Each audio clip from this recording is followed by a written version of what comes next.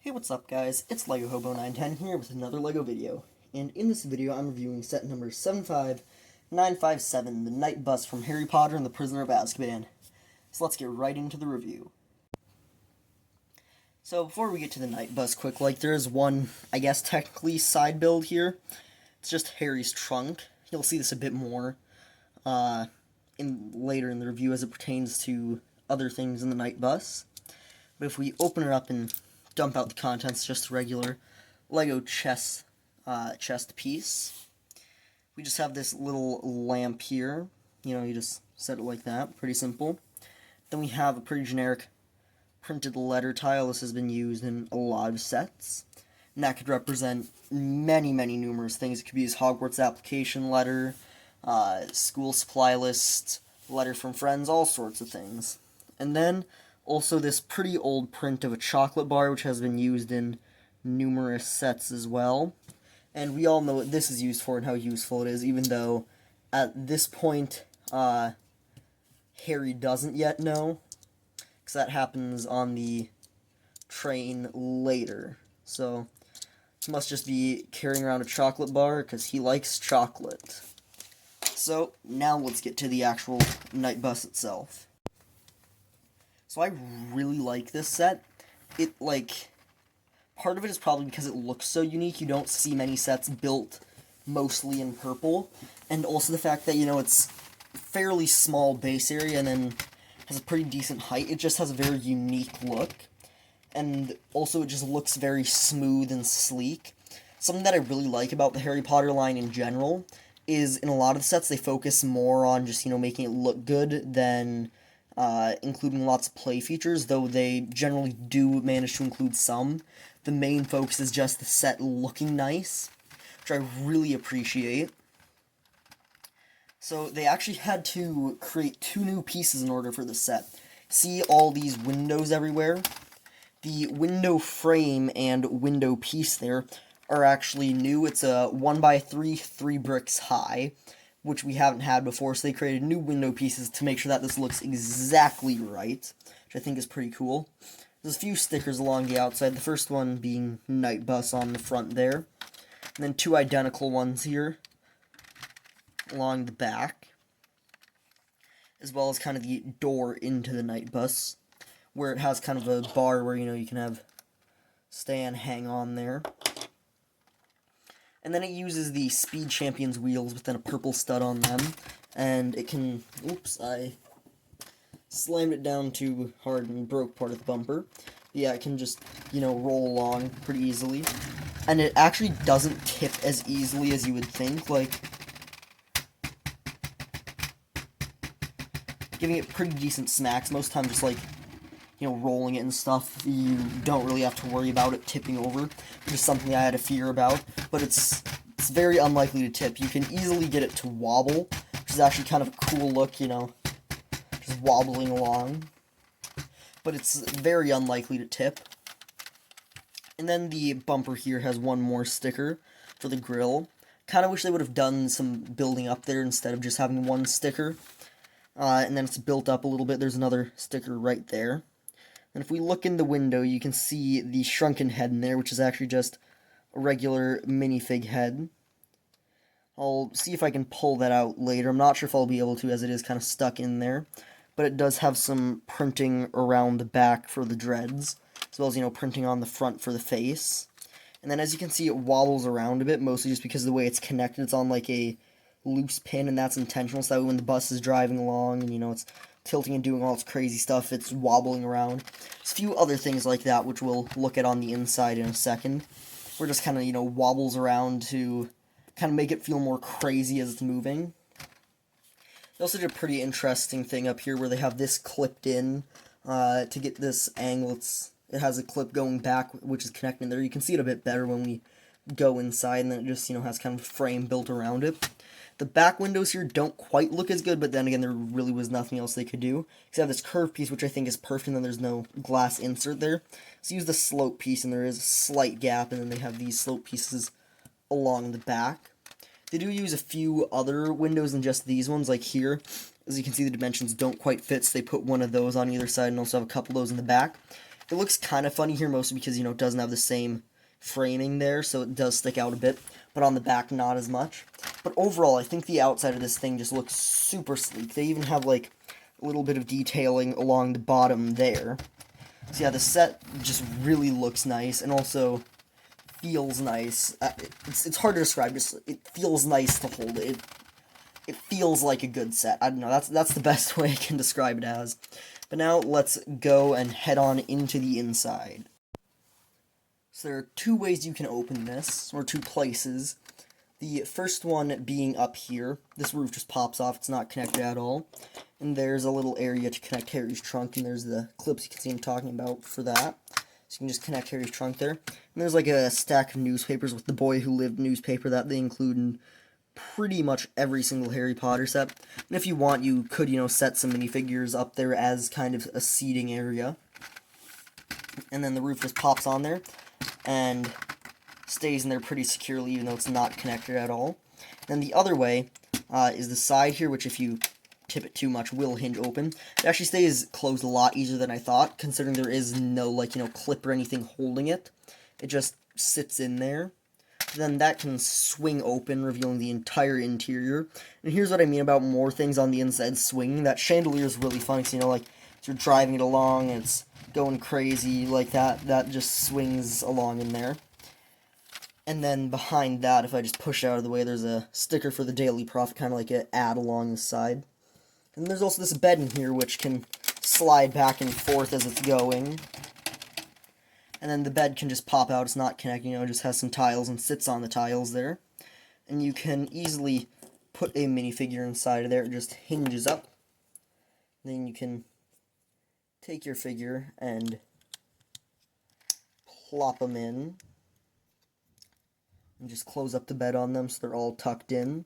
With minifigures like Harry who have mid-sized legs, it works slightly better to put them one up like that.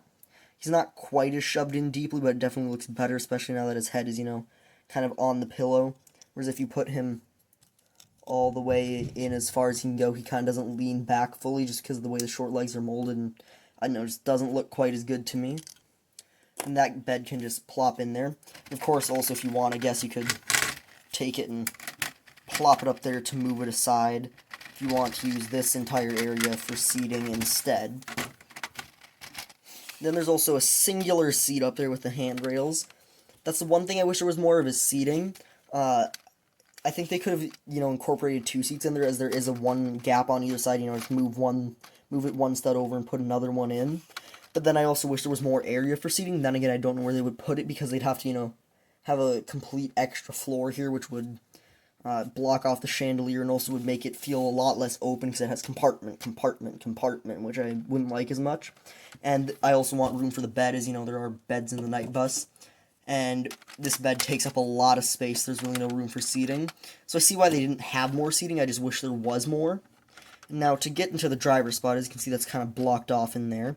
You can see the shrunken head a bit more. That's kind of the main reason why I can't get to it, because it's way in there. But then the seat hinges out, so that way you can get Ernie in here more easily.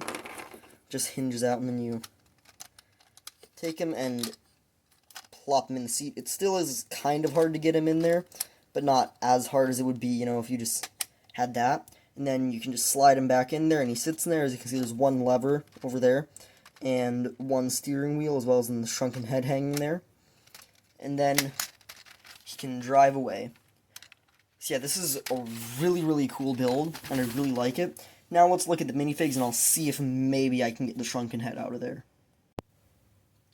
And actually, one last thing I forgot about before we move on to minifigures, you can actually open up the bus a bit more, as this does also easily pop off, so you can really get in there. Maybe if you want, you can try to sneak another person over there if you were to try to fit more passengers in this. So, now let's move on to the minifigures.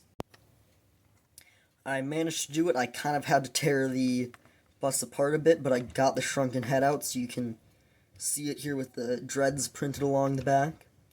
And the face there, and, all the other hair. This is a really, really cool piece, I think. It's technically not shrunken, as it is printed on a regular minifig head, but I think it works better than what they've done in the past, where they just, print it on a cylinder, because this definitely looks so much better and is just much better shaped and much cooler. So, for the last time, let's now move on to minifigs. Here are the three minifigures in the set. From left to right, we have Harry Potter, Stan Shunpike, and Ernie Prang. This is the same version of Harry as in a couple of the other sets. He used the same hairpiece from last year. This is kind of his Prisoner of Azkaban version. And then his face is pretty similar to last year as well, slightly different expressions. The smiling one, and then the more angry one, and of course he has the little scar printed up there. And then he has this blue jacket, which is very simple, but very effective and also pretty accurate. He used the dark brown wand piece that they introduced last year, which can, of course, also be pointed out as the end is just like a ball, which is the same size as the bar. And then he has tan mid-legs. And if you remember, they introduced mid-legs last year in the Harry Potter CMF line. They didn't use them in the sets, as the sets were, kind of based off of year 1 and 2. So they were really small kids. They used short legs, but as this year's sets are based off 3 and 4, this one specifically being 3, they use mid-sized legs, which, as you can see, aren't quite as big, aren't quite as big as a regular minifigure's legs, but are larger than short legs and also are posable. So that's really nice. And then here is Stan Shunpike, who's pretty cool. I like the hat piece that they chose there with the red printing on it as well, dual molded in purple and black. And then the torso is pretty cool with the kind of ticket machine, I believe it is, there hanging around his neck. And the tie and kind of the messy, ruffled up clothes. I don't think the face there was quite correct, at least with the expression. And I wish the stubble would have been a bit more pronounced there. It's kind of really light and hard to see. I wish it would have been a bit more pronounced, and also I don't really like the facial expression. I wish it would have been a bit more of kind of like, I don't know, more of a neutral expression. This feels kind of angry.